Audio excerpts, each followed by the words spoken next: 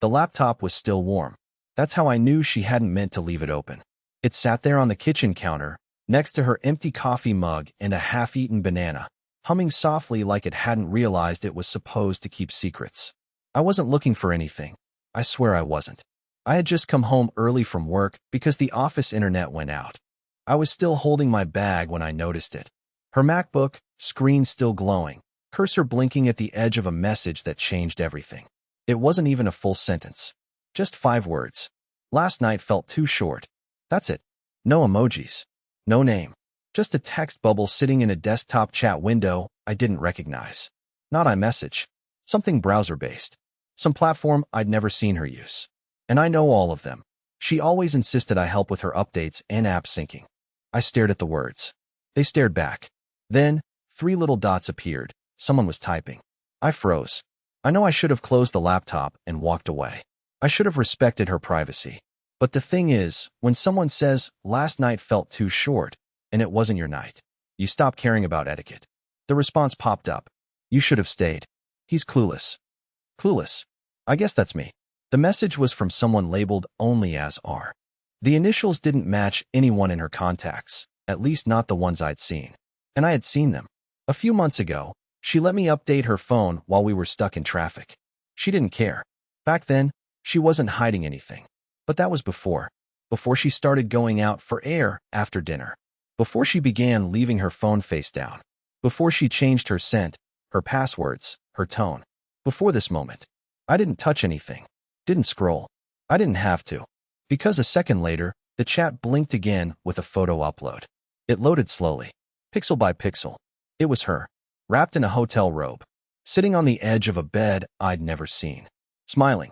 Smiling in a way I hadn't seen in months. I dropped my bag. It made a sound. Not loud, but loud enough. Upstairs, I heard the bathroom door open. Her footsteps padded down the hall.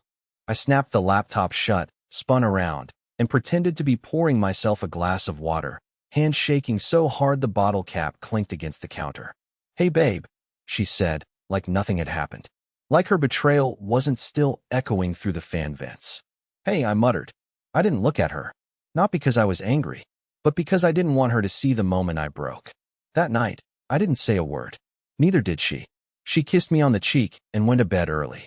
Said she had a headache. Of course she did. At 2:13 a.m., I got up and opened my notes app, and I started writing the letters she'll read when I'm gone. Because she has no idea I know. Yet, the worst part wasn't the photo. It wasn't even the message. It was how normal she acted afterward. She walked around our home like everything was fine. She asked me if I could refill the dishwasher tabs. She reminded me to water the plants while she'd be out with Paige Friday night. Paige, the friend who moved to Arizona 2 months ago. I didn't say anything. I just nodded, and the second she turned her back, I opened my phone and created a new contact labeled Paige, real, with a fake number attached. I wasn't sure what I'd use it for yet, but I felt like I was preparing for war. The next few days were the hardest act I've ever performed. I smiled. I cracked jokes. I made her coffee the way she liked. Almond milk, 2 drops of agave, cinnamon on top, stirred counterclockwise. I did all of it. And she drank it without blinking, without guilt, like she wasn't dancing through our lives in borrowed hotel robes and stolen moments with a man named R. I was spiraling. I couldn't sleep. I started imagining what she looked like in those hotel rooms, what she said to him when the lights were off. I replayed that single sentence, he's clueless, until it echoed every time she said my name. I didn't know how to confront her. I was terrified of the answer. So I did something stupid, something petty, something I thought was clever. I decided to test her. Friday came. She got ready like she always did. A little too much makeup for just dinner with a friend. That maroon dress, the one she hadn't worn in over a year. She used to say it made her feel too much, but now apparently it was just right for a chill night out. She stood at the mirror, adjusting her earrings, humming some song I didn't recognize. And then, as casually as I could manage, I asked, "Do you want me to drop you off? I need to swing by the pharmacy anyway." She paused, just for half a second, but I noticed. "Oh, no. Paige is picking me up. She should be here in 10. That's all I needed to hear. I nodded. "Cool. Tell her I said hi." And then I waited. I heard the front door open, then close. I counted to 60. I stepped outside. Our driveway was empty. The street was quiet. No sign of Paige. No car waiting. Just Malin, walking fast toward the corner, where a silver Lexus pulled up and blinked its lights. She opened the passenger door and got in. Not in the back. Passenger. I followed. Not right away, of course. I waited 2 minutes. Gave them a head start. Then I grabbed the keys, started my old SUV, and tailed them from half a block behind, heart pounding so hard I thought I might pass out. They didn't go to any restaurant. They didn't go to Paige's. They drove to the Grand Pinewood Hotel, a place we used to stay when we were still trying. When we thought weekends away could fix what years of silence had started. They parked. He got out first. I recognized him immediately, not from real life, but from Instagram. A mutual friend of her friend. Some personal trainer turned part-time motivational speaker. His name wasn't Cameron or Ryan or even anything close to R. It was Rhett. She told me once he was arrogant and full of himself. Funny how preferences shift when someone offers attention. They walked in together. She was smiling, touching his arm, wearing the perfume she told me she had stopped buying because it didn't smell like me anymore. I drove home. Didn't crash. Didn't scream. Didn't even cry. I just sat in the dark kitchen for 2 hours, staring at her mug from that morning. The one that said, "Love is choosing each other every day." When she came home later, hair a little messy, dress slightly wrinkled, I was still pretending. She kissed me on the forehead and said, "It was fun. Paige says hi." I whispered, "I'm glad." She had no idea what I knew. Not yet, but I was done pretending. That night, I added the final paragraph to the letter I'd been writing, and I put a copy in the mailbox addressed to her, so she'd find it when she least expected it. I made sure to leave for work 10 minutes earlier than usual that morning. Not because I had anywhere special to be, just because I wanted to watch her find the letter. It was a Wednesday. Nothing special on the calendar. No holidays. No anniversaries. Just an average day that would split her world open in the middle of our quiet cul-de-sac. I backed my SUV out of the driveway and pulled across the street, pretending to check my tires while keeping one eye on the house. She always grabbed the mail around 9:20 a.m. Like clockwork. It was part of her mental reset walk, as she called it, some ritual she started when she began following a productivity influencer who told her walking to the mailbox reconnected you with simplicity.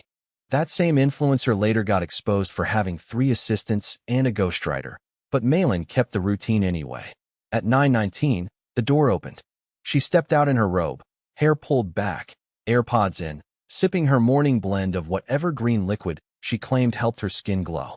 She didn't see me. She never looked past the edge of our front lawn anymore. Maybe that's why she didn't notice me disappearing, either. I watched her walk to the mailbox like everything in her life was untouched. Her robe swayed. Her slippers scuffed the pavement. She opened the box and reached inside. A circular, 2 credit card offers, and then my envelope. Plain. No return address. No handwriting on the outside. Just her name printed on a label. I didn't want her to recognize the handwriting. I wanted her to read it before realizing who wrote it. She stared at it for a second, tilted her head. Then she opened it right there, like it couldn't possibly be important enough to take inside. Her thumb ran along the flap. She pulled the letter out. 1 page. Black ink. No Dear Malin. No Love, Dean. Just a letter full of truth. I watched her eyes move, line by line. First with curiosity, then with stillness. Then I saw it. Her jaw tensed. The muscles in her face froze. She stopped sipping her smoothie. Her hand dropped slightly, like the paper got heavier with every sentence. I knew exactly where she was in the letter when she suddenly looked up and around, like someone had spoken her name out loud. That was the paragraph where I wrote, "You've been touching someone else like I'm already dead. Maybe I have been to you, but I'm not dead. I've just been quiet. Too quiet. And now it's your turn to sit in the silence." She folded the letter, put it back in the envelope. She didn't even finish her walk. She turned and marched back to the house, gripping that envelope like it was alive and biting her palm. An hour later, she called me. Twice. I didn't answer.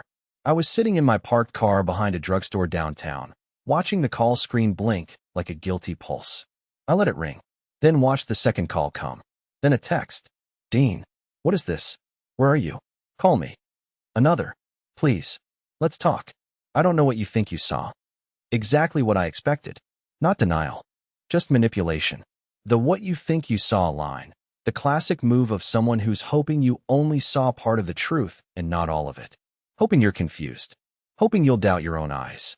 I wasn't confused. Not anymore. I turned off my phone and stayed gone until after sunset. When I came home, the lights were off. Unusual. She always left the porch light on for me. I walked in and found her on the couch, clutching the letter in one hand and her phone in the other. Her mascara was smudged, even though she hadn't left the house. Her eyes were red, but I didn't say anything. She stood up and said, "Please, can we talk? I need to explain." I walked past her, into the kitchen, opened the fridge, poured myself a glass of water. I kept my back to her and said quietly, "There's nothing to explain. You already did that in a bathrobe in a hotel I paid for." She stepped closer. "You don't understand." I turned then, slowly, met her eyes. "You're right. I don't understand how you held my hand every morning and texted him with the same one every night. I don't understand how you kissed me goodbye, then walked into his arms like we were some experiment you'd already finished. So no, I don't understand." She was crying now. Real tears. I believe that. But I also believe they weren't for what she did. They were for what she was about to lose. I left her standing there, went into the guest room, and shut the door. I heard her sob once, maybe twice. Then silence. That was the last night we slept under the same roof, and the beginning of the unraveling of everything she thought I'd never dare to touch. The day after I moved into the guest room, she woke up before me and tried to make coffee like nothing happened. The aroma hit me first, the same roast we always drank together. She was probably hoping it would trigger some kind of muscle memory, that I'd wander into the kitchen, say, "Good morning," sit down like I used to, and let it all dissolve in caffeine and forced smiles. I didn't move. I waited. Eventually, she knocked softly on the guest room door. "Dean, can we please sit down for 5 minutes? Just 5. You don't even have to talk. I'll do the talking. Please." I didn't answer. Not because I wanted to be cruel, but because I'd already said everything I needed to. In writing, the letter wasn't just a goodbye. It was the start of something bigger, something she still didn't understand. See, while she was out with Paige last Friday, while she was sitting in that hotel in that robe, I was home. And I wasn't just writing. I was printing. I was scanning. I was preparing copies. Because when I said I was done pretending, I didn't mean just with her. There's something you should know about Malin. Image is everything to her. Not in a look at my car way, but in a curate every detail so people think we have the perfect life kind of way. She didn't just post filtered selfies. She posted captions like, "Grateful to be loved deeply by a man who makes even Monday mornings feel magical." She had people fooled. Her family, her coworkers, her online followers. Even my own sister once told me she was jealous of our marriage. So I decided they deserved the truth too. But I didn't want revenge. Not the kind that explodes someone's life in a tabloid way. No, I wanted her to feel the quiet shame of being exposed. Not slandered, not accused, just revealed. So I sent the letter to her mother. Malin's mother, Darlene, is not someone you lie to. A former military nurse turned church deacon. She's the type who once cut a Thanksgiving dinner short because someone told a rude joke about their spouse. Darlene raised Malin on honor, dignity, and direct consequences. At least, that's how she described it over dinner the first time I met her. I emailed her the scanned letter. No extra commentary. No dramatic subject line. Just a PDF and the words, "I thought you'd want to know what's been happening in your daughter's marriage before she tells her version." I didn't expect a reply, but I got one. 2 hours later. "Dean, I'm speechless. I'm so sorry. I will be in touch very soon." That was 5 days ago. This morning, Malin's phone started ringing while she was in the shower. I saw the name flash across the screen. Moam. She didn't pick up. It rang again. And again. Finally, I heard her shriek from the hallway. "Stop calling me, Mom. I'll explain when I see you." I didn't ask what was going on. I didn't need to. But when I walked into the kitchen for a glass of water, I saw something else that told me the ripple had already spread wider than she could handle. Her phone lit up with a message from someone named Carla, Bar Studio. It read, "Hey, is it true? People are talking. What's going on?" Another one came in, seconds later. "Just saw your story got deleted. Are you okay? What did Dean post?" I hadn't posted anything. I swear I didn't. But I guess the truth didn't need my help traveling. Someone had shared it. And Malin's carefully crafted online life, her hashtags, her glowing routines, Her couple selfies with captions like #LuckyGirl was starting to fall apart in real time. I was watching the life she built on lies begin to collapse, and for the first time in months, I actually breathed. Later that afternoon, she tried again. "I messed up," she whispered from the doorway. "But you blindsiding my mother like that? What are you trying to do to me?" I turned and looked her right in the eyes. "I'm not trying to do anything to you. I'm just done protecting the version of you that doesn't exist." Her lips parted like she wanted to fire back, but nothing came out. She just stood there, blinking, holding the phone like a broken shield. I walked past her again, calm, cold, because for the first time in years, I had control, and she wasn't used to that. But she was about to get a lot more uncomfortable, because I had one more envelope, and it was already in the mail. I never learned his last name. Not officially. Rhett was just a first name I picked up once in passing, from a tagged post mail-in quickly untagged 2 days later. I never asked her about it. I should have, but I didn't want to be the insecure husband. That's what she used to call men who asked too many questions. And I was too proud to be called that. Or maybe too naive to realize she was conditioning me to stay quiet. But I knew enough. I knew where he trained. I knew his gym's name because I helped her move her yoga gear once and saw the branded water bottle in her bag. I knew the car because I followed it to the Pinewood Hotel. And I knew what he looked like because I'd watched him walk around with the kind of swagger only men who don't fear consequences have. That's what bothered me most about Red. Not that he was younger or fitter or bolder, but that he smiled like the world would never hold him accountable. So I made sure the world would. I didn't just send him a letter. I sent him a package. Inside it was a clean, manila envelope. No branding. No threats. Just 2 items. The first was a photo. Not of them together. No. That would have been predictable. I printed a photo of Malin and me. The last one we ever took. It was at my sister's engagement party. I had my arm around her waist. We were both smiling. But I remember that day like it was yesterday. Malin had spent the entire car ride there texting someone else. She got quiet when I asked if everything was okay. Now, I realized that was probably the day it all started. I circled myself in the photo. Then underneath, I wrote in clean black ink. "This is the man whose house you've been entering. Whose bed she still sleeps in, whose heart she broke with your help, just so you know what he looks like." The second item in the package was a printout. It wasn't the letter I gave Malin. It was something else. A log. I'd made a full-page chart. Dates, times, locations, photo captures from online check-ins, calendar entries she thought were deleted. 1 line per row, all lined up. Each entry with a subtle note. Her excuse, bar class. Reality, Pinewood Hotel. It wasn't dramatic. It was clinical, painfully cold. It read like a spreadsheet of betrayal. And at the bottom, I wrote, "I'm not here to beg, threaten, or warn. I just think you should know the truth about who you're sleeping with, and who she's still sleeping beside." I didn't sign it. I didn't need to. He got the package on a Thursday. I tracked the delivery. He didn't respond. Didn't message. But 3 things happened within 48 hours that told me everything I needed to know.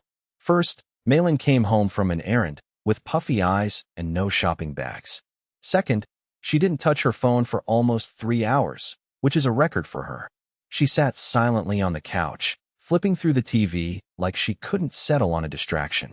And third, her phone finally lit up, and I watched her expression from the hallway mirror as she read a text from a contact now saved only as R. Don't reply. She opened the message, stared at it for nearly a minute, then closed it without responding. I didn't even ask what he said, because I already knew. He'd backed off. Whatever arrangement they had, whatever fantasy they were living in, my package had punctured it. Not with rage, not with violence, but with truth.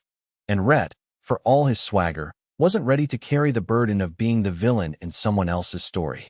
Malin tried to act normal after that. She offered to make dinner. She asked me if I wanted to go for a walk, clear our heads.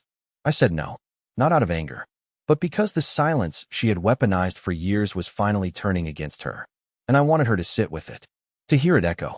That night, I found her in our bedroom, curled up, not under the sheets, but on top of them, clutching one of the throw pillows she used to lecture me about not flattening. She didn't say a word when I walked in to grab my charger. She just looked at me like I was already gone. And maybe I was. But I hadn't disappeared yet, because I still had one final move. And it wasn't going to be a letter. Not this time. 3 days passed after the package reached Rhett, and the house had fallen into a strange, eerie rhythm. She still moved through the rooms like a ghost, picking up mugs that weren't there, straightening photos she could barely look at. She kept asking if we could just talk about things, but I wasn't ready for her version of the truth, the kind where every betrayal is somehow an accident, and every lie is somehow misunderstood. The silence between us grew so thick you could almost hear it settle. She stayed in the master bedroom, and I stayed in the guest room, sleeping on a mattress that felt like it had more honesty in it than the one we once shared. She'd leave me coffee outside the door sometimes. Not a word attached, not even a note. Just coffee, like guilt in liquid form.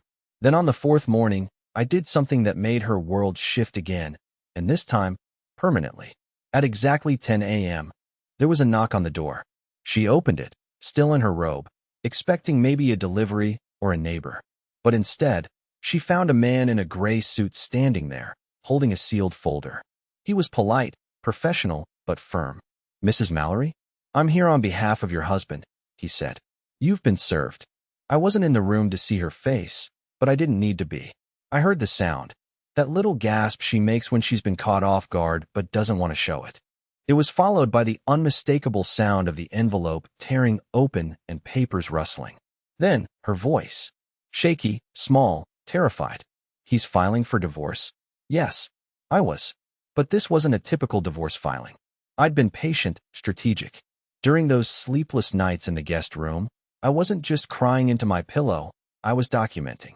Every late-night text, every unexplained absence, every hotel receipt that had her maiden name on it.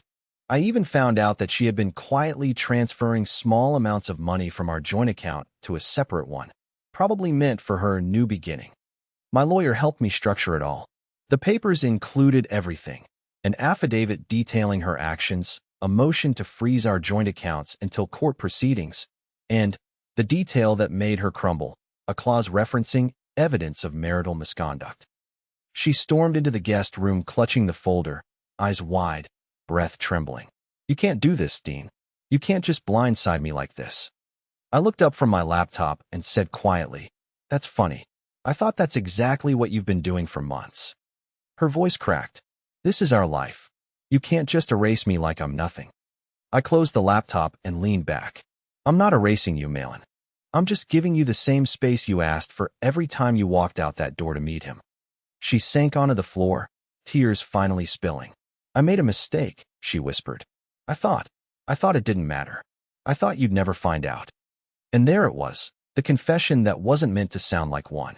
She didn't say she regretted it. She said she thought I'd never know. For the first time, I realized she wasn't sorry for what she did. She was sorry it got exposed. That was all it ever was for her, about control, perception, the image of being perfect. The rest of the day went by in silence. She didn't eat. She didn't call anyone. At night, I heard her phone buzzing constantly. Probably messages from her mother, maybe even Rhett trying to salvage something. But she didn't answer. And then, this still plays in my head, I heard her crying quietly into her pillow, whispering something I couldn't quite make out. I almost felt bad for her.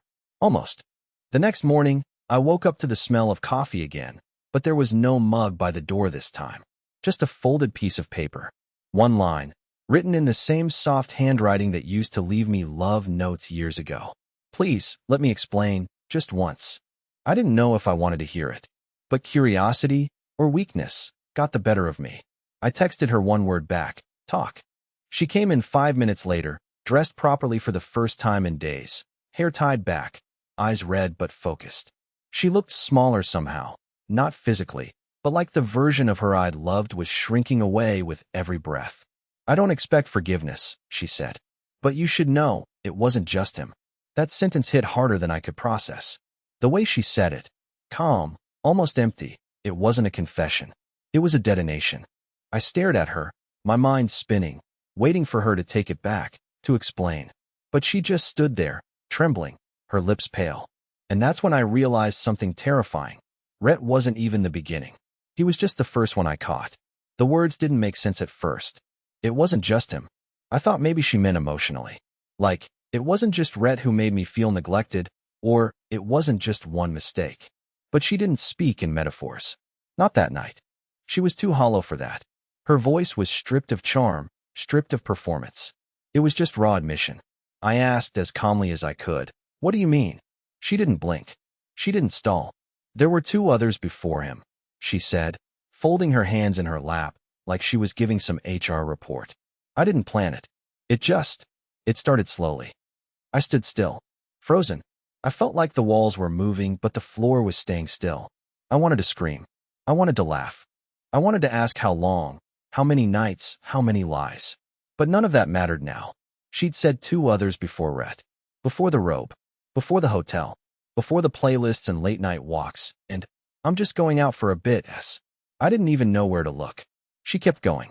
The first was someone I met at a weekend retreat 2 years ago. He was married.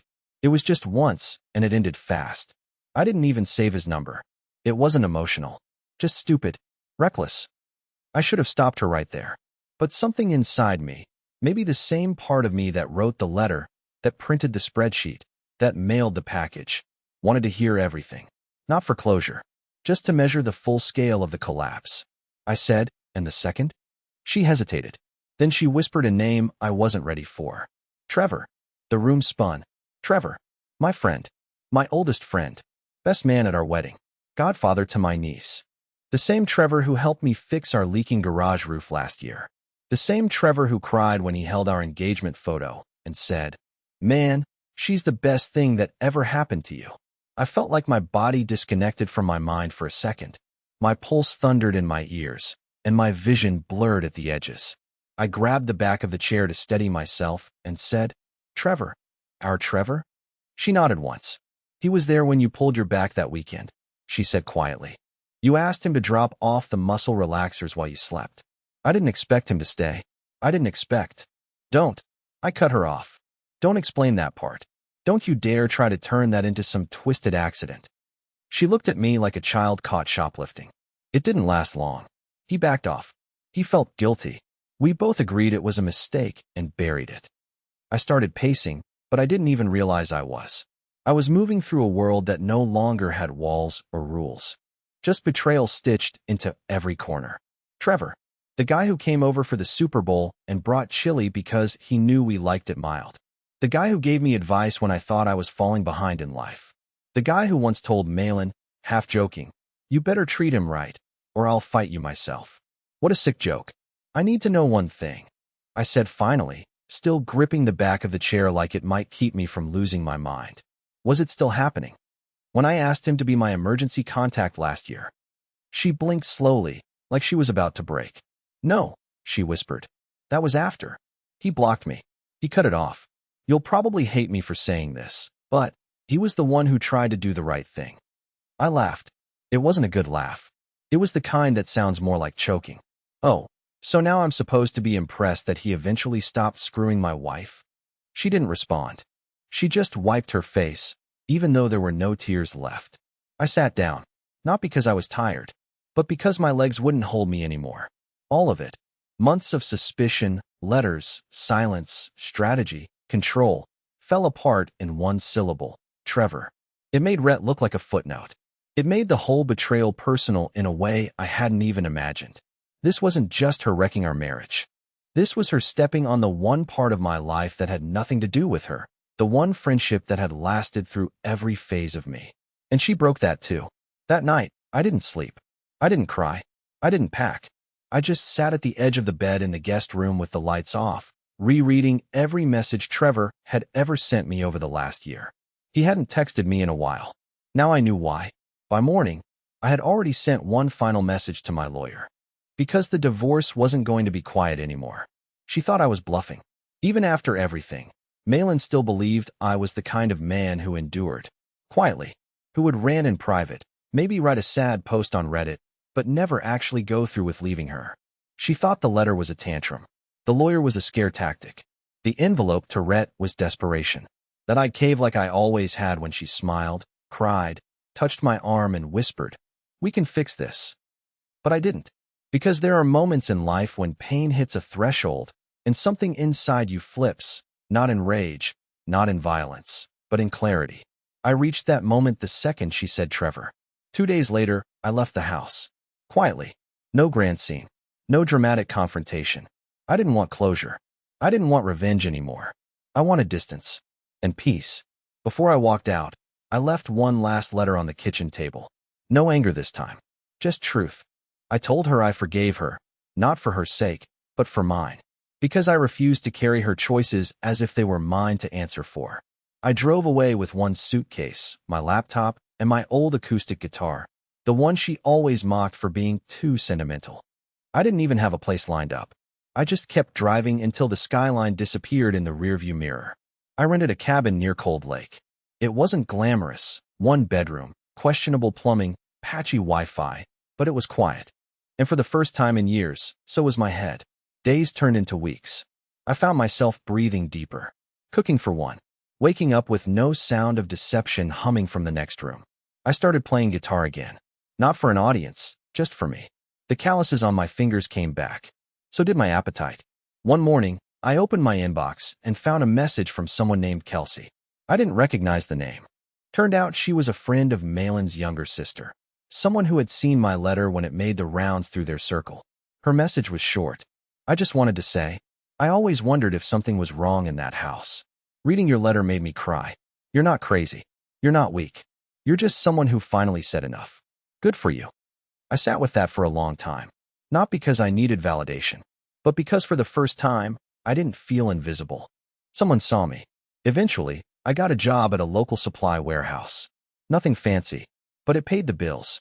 I walked to work most mornings with a coffee in hand and a scarf wrapped tight against the wind. The cold didn't bother me. Not anymore. I was thawing from the inside out. The divorce went through fast, cleaner than I expected. She didn't contest anything. Maybe because she knew she couldn't. Maybe because she finally realized I wasn't bluffing. Trevor never contacted me. Not once. I blocked him. Malin tried once. A long message, part apology, part memory reel, part half-hearted, we could still be friends. I didn't reply. Instead, I took a photo from the cabin deck, where snow had just started to fall on the lake, and posted it to a new social media account I created, one with no filtered smiles, no fake perfection. Just this caption, rebuilding quietly. The view's better from here. That post didn't go viral. It wasn't meant to, but it marked the start of my new life. I still don't know if I'll fall in love again. I'm not rushing it. I'm learning how to like being alone without feeling lonely. That, to me, is real healing. So no, this isn't the story of a man who burned his past to the ground. It's the story of a man who walked out of the fire carrying only what mattered. And for the first time in a long time, that was enough.